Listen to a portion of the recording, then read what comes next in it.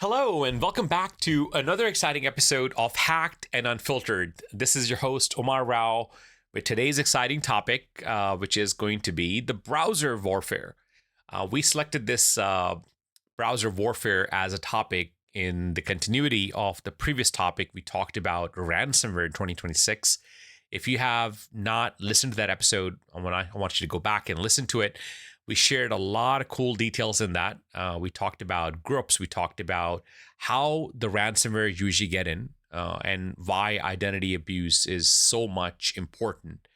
We also talked about SaaS. We talked about cloud is increasing a lot of pressure. We're adding new SaaS applications. We talked about the real game is the leverage in ransomware, not just the encryption itself. So that was our previous topic, ransomware. Today, we're going to focus on the browser and especially the browser warfare, where the identity lives, where the session lives, and where the attackers know where to attack. So before we go into details there, I want you to sit back, relax, get your coffee. And then if you're traveling, just make sure you're travel safe. And then share this with like-minded people who can take advantage of this information which I'm about to share today. So today we're talking about one of the places where the access often lives the longest. It moves the quickest, and it gets washed the least. And that is the browser. And let me say this clearly as an ethical hacker, a lot of enterprises still think that browser is where work happens. That is true, but it is incomplete. The browser is also where identity lives. And we talked about identity in the previous episodes. If you want to go back and listen to it, listen to that because we went into more detail there. The identity is the important component into browser. That is where the session persists. That is where SaaS trust accumulates. That is where OAuth flow happens. And that is where extension lives. And this is where most of the users spend a lot of time, including myself, clicking and improving and uploading, even copy pasting, syncing, or even authorizing or forgetting my password all the time. That is not just the user tool anymore. So now think about this. That is an infrastructure. So I was reading through Palo Alto Network, said something in this year alone, 2026. The browser is no longer just a window to the web. It has become the operating system of the modern enterprise. And that is a mind shift. Because if the browser becomes the operating system for work, then the browser compromise become an operating system problem, right? So not a be careful when you click problem anymore. The real security architecture problem, that is now with browser. That is why this episode's matter. That's why I was thinking about doing the browser warfare kind of episode where we can talk into more details there, and I can share some of the details, which is publicly available for everybody to go and verify. I was reading through Mandiant 2026 reporting report. I believe it was related to OAuth and bypassing defenses and stuff like that. And I think one of the important things they talked about was that the attackers are bypassing standard defenses by harvesting long-lived OAuth tokens and even session cookies that compromises the third-party SaaS vendors that can lead to stolen keys and tokens that pivot into downstream environment. And if you have not noticed from Microsoft perspective, Microsoft also recently said and described that token theft is a concern, because token theft chains where info stealers come in and they harvest the browser cookie session and replay them from the attacker infrastructure. That should wake people up. Honestly, when I was reading through it, I was surprised because that is happening in today's world.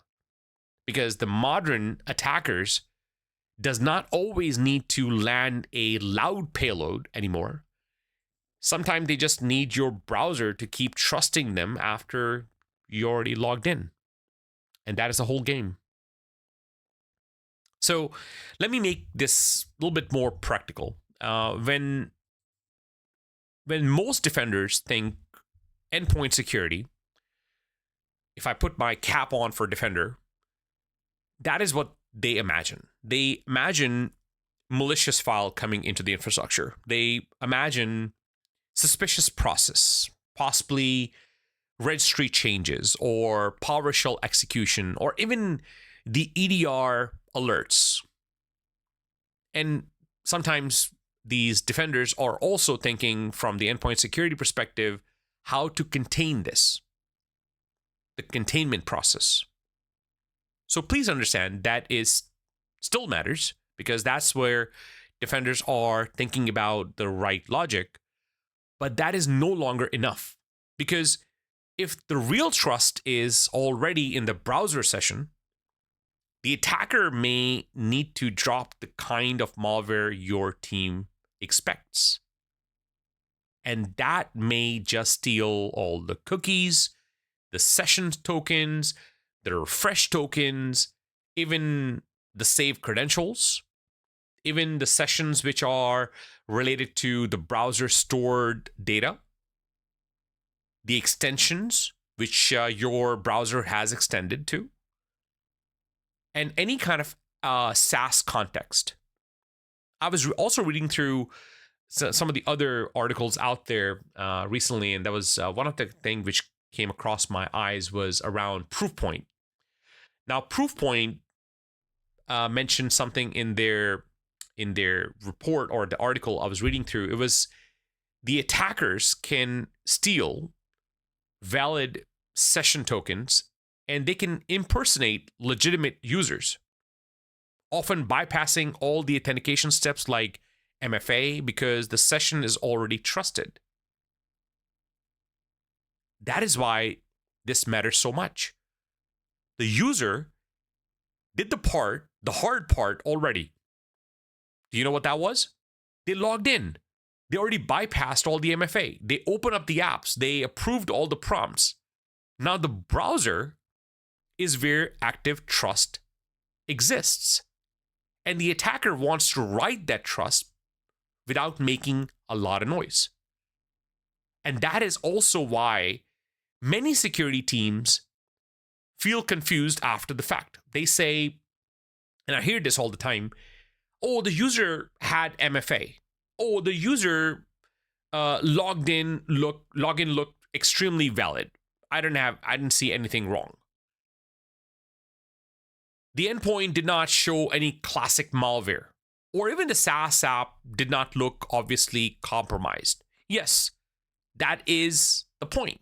The browser-centric compromise often lives in the gap between those systems. It looks normal, really real normal, in each individual place. The problem only becomes obvious when you understand the browser as the bridge. So let me give you a real enterprise example. A user gets socially engineered into stealing an info sealer, or their machine gets lightly compromised through a browser-delivered string of compromise. Or maybe they approved a malicious OAuth flow after being redirected through a convincing fake prompt. At that point, the attacker may get access towards the session cookies for, let's say, Microsoft 365, tokens towards your Google Workspace, even the access towards your Salesforce through your existing browser session. If your organization is using, let's say, Slack, all the Slack context is there. All the saved credentials are there. The attacker may get access towards the extension level access, all the browser history. So all that stuff, attacker may get access towards. Now, I would like you to think like an attacker. they do not need to break into enterprise from scratch anymore. The browser already tells them where work happens, what SaaS application matters, which tabs are open, which admin portals exist. You know, the things you save in your browser? They can see that too. They can also see the identities. Are they active? And how your organization actually works. They can see everything. And that is a gold mine for an attacker. And this is where the browser becomes more than just a click problem anymore. It becomes a visibility problem, a control problem, even a session trust problem. And from a data perspective, it becomes a data loss prevention, data loss problem as well too, a posture problem. I was reading through Palo Alto recently, and Palo Alto also pointed out that AI is making the browser even more central now. Their, I think, 2026 browser security discussion ties, they were in their topic, which I was reading through, was talking about AI was used to directly with browser native workflows, meaning that they have access towards sensitive prompts, uploads, browser interaction, now part of that security conversation. That means that browser is now carrying work identities, your cloud access, your SaaS trust, your AI interaction. You're going to ChatGPT, you're going to Claude, you're going to different LLMs, your data copying, pasting habits, your file uploads, your even prompts, or even going into the point where your extensions you're using on a browser. I've seen a lot of people using LastPass. Yeah, that's an extension on a browser. If the person gets into the browser, you already are authenticated into that password management system. You have access to all the passwords now.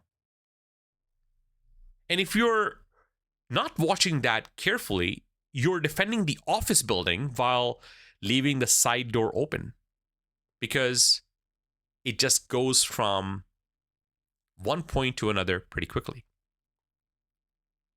So I was talking about LastPass because I had a bad experience with these guys. I don't use it anymore. But let's talk about the browser extension for a second, because that is also a very important part, which is widely underestimated now.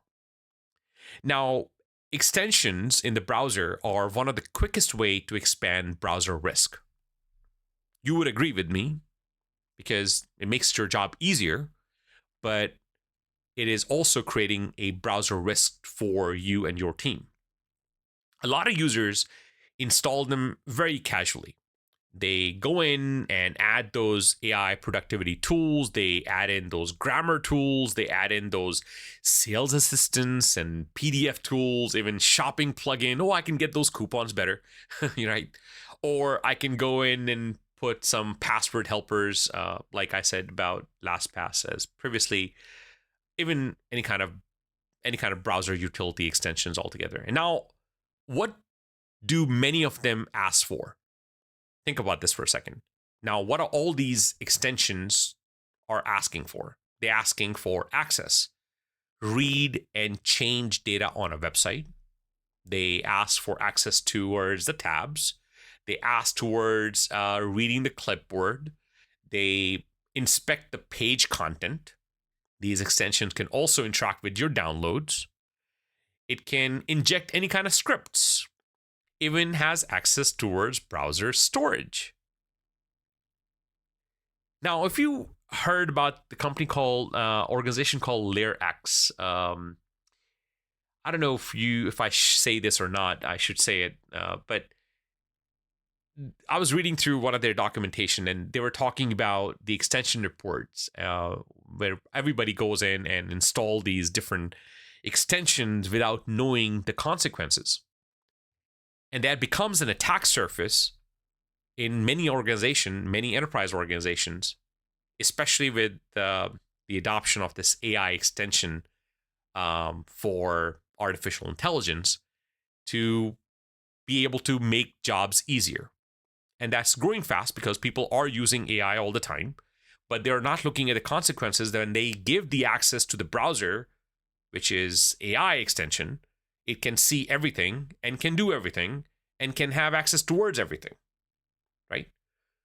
And that matters. That's why we're having this conversation, because if an extension has broad web access, the attacker may not need to hack your session in the old ways. Seriously. All they have to do, they may abuse the extension you already have access and they can see. That is why extension hygiene is not cosmetic anymore. It is a control plane hygiene.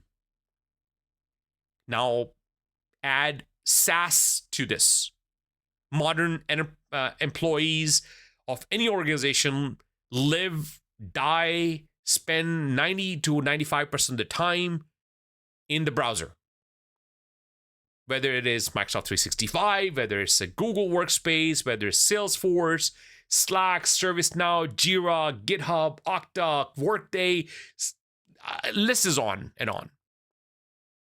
Employees live and breathe in those applications. The browsers is now the intersection point of your identity and productivity. And that means that browser is also where a lot of compromise can stay quiet. Google's M-Trend 2026 report points out towards specifically to long-lived OAuth tokens and session cookies as they bypass path around standard defenses. That is why I'm keep telling the teams this, that you may have strong MFA, you may have strong endpoint tooling, you may have strong SaaS logging, but if you're blind towards the session trust inside your browser, you still have a dangerous gap. I hope it makes sense. And if it doesn't make any sense, let me say it the another way. The attacker may not need to log in badly. They may just continue your login, which is already there. And that is making extremely hard for IT teams and security teams to identify. And that is where a lot of enterprises still get that trap of old models. They ask, did the user enter the right password? That's what organizations do. Was the MFA was completed? Did the device look compliant with my system? Did EDR seize the malware? All valid questions, no problem. I agree with that.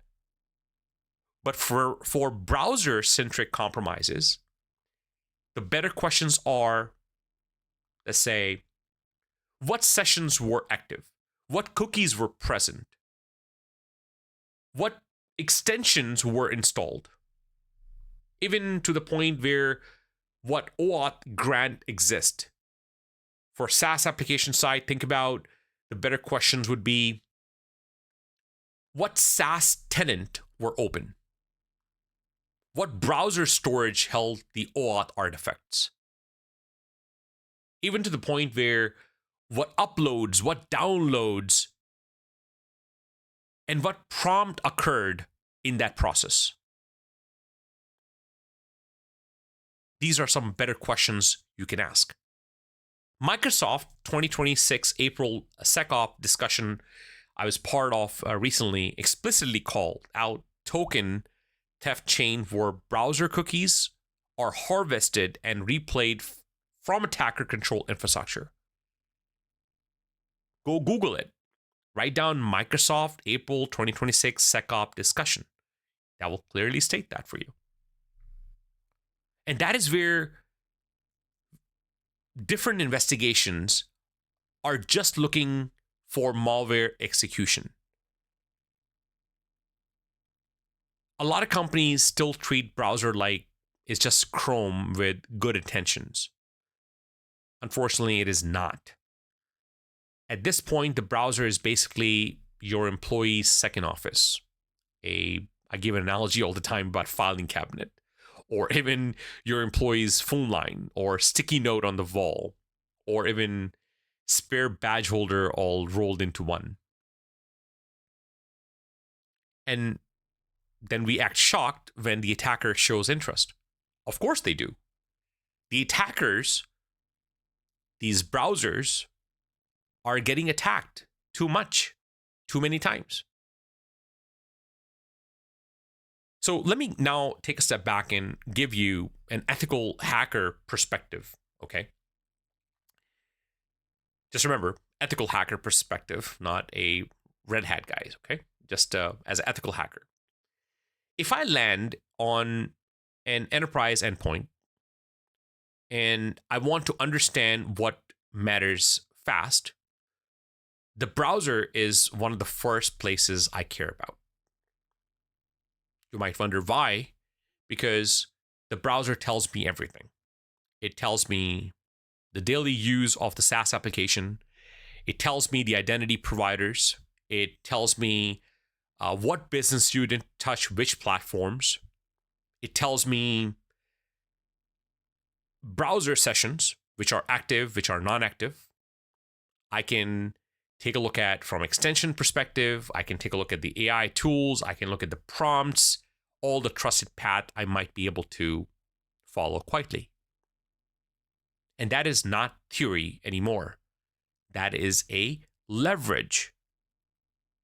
If the browser shows me, let's say, M365 or Salesforce data, or even GitHub or Jira or Slack or even Okta in one working session, then I am not looking for an internet access. I'm looking for enterprise operating plane.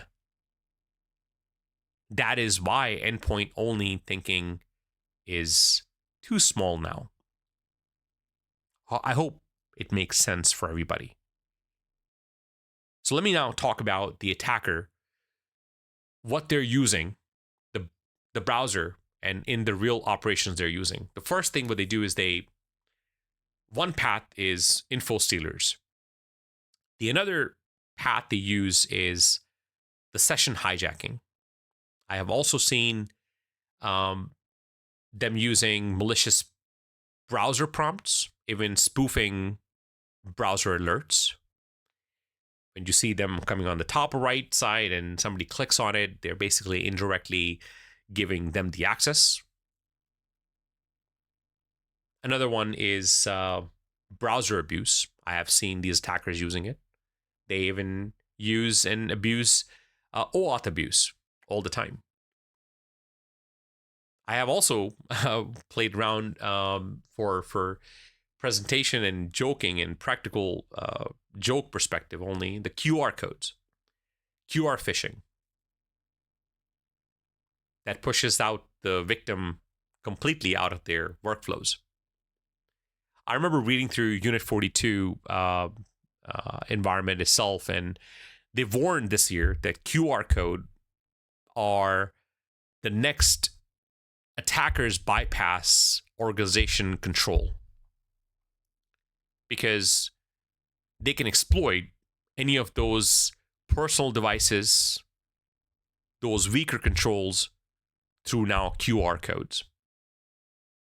Don't be the first one to go and open up your phone and turn on the camera and start scanning the QR code, because as soon as you're going to click on that link, which most of the iOS phones and Android phone does not show the whole hyperlink. It just shows bit.ly.com/whatever it is, or tinyurl.com/something, but you don't see the whole thing. You don't know what you're clicking on. And that is important because it reminds people of something. The browser attacks is not only the browser window on your managed laptop. It is a whole browser.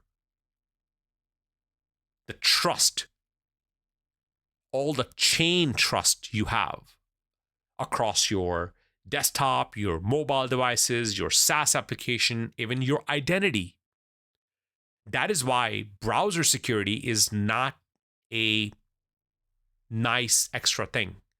It is part of a core enterprise defense. Now, let's take a step back and talk about protection, okay?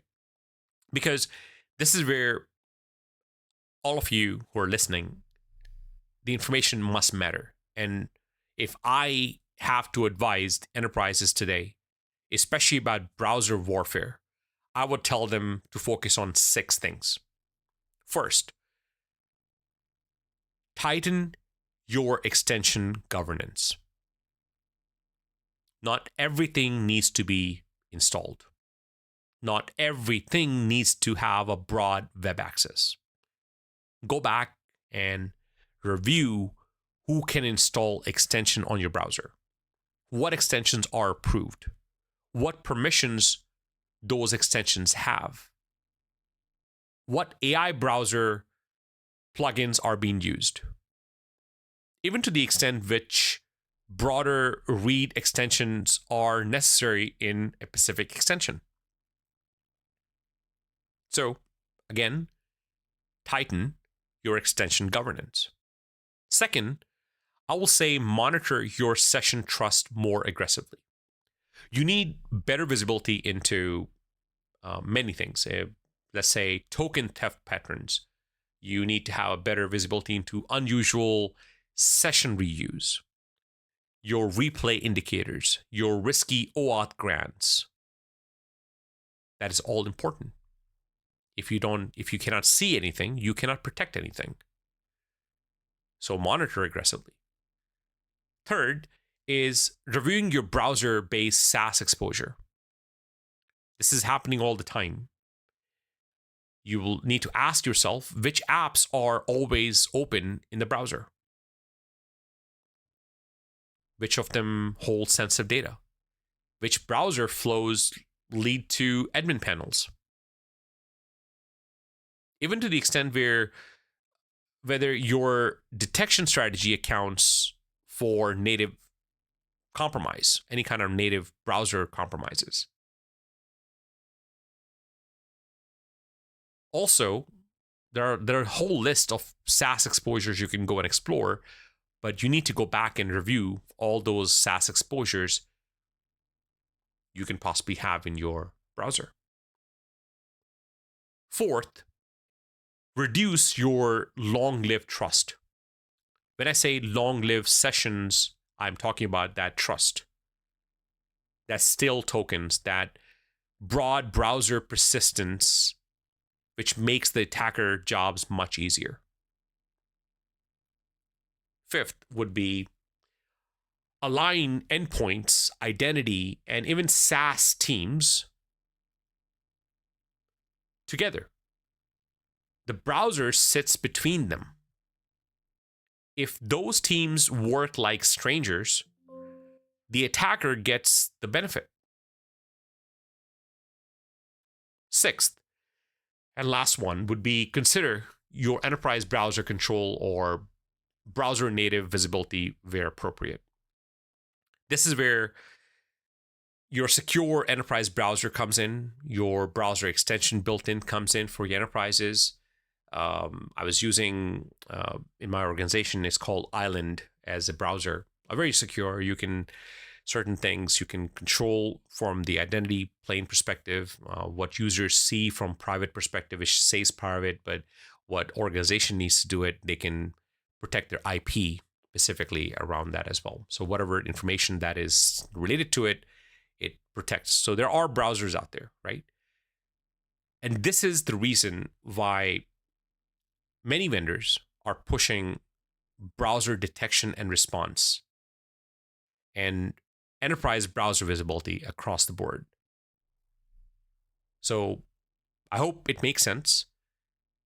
This is not about buying every shiny browser security product on the earth, because there are so many of them.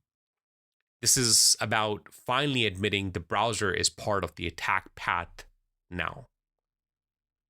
Not just a user convenience tool anymore. If you're a leader listening to this, if you're a leader in your organization, ask these questions. Do we use Chrome or Edge? If you're asking this question, you need to ask different questions. Ask what browser extension are in use. If you're asking, Do we filter all the web traffic? Do we block all the malicious URL? These are not enough questions. You should be asking what browser native business application can hold critical data. How do your organization detect those sessions hijacking?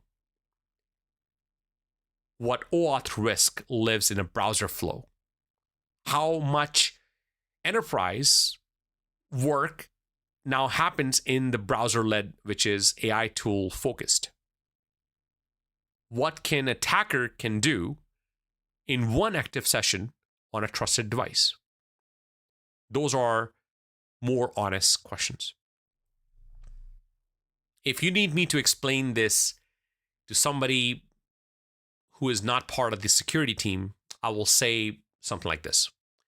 I will say the browser is no longer just how employee access the websites. It is where they access the identity, they access the SaaS data, files, collaboration, AI tools, and even business workflows.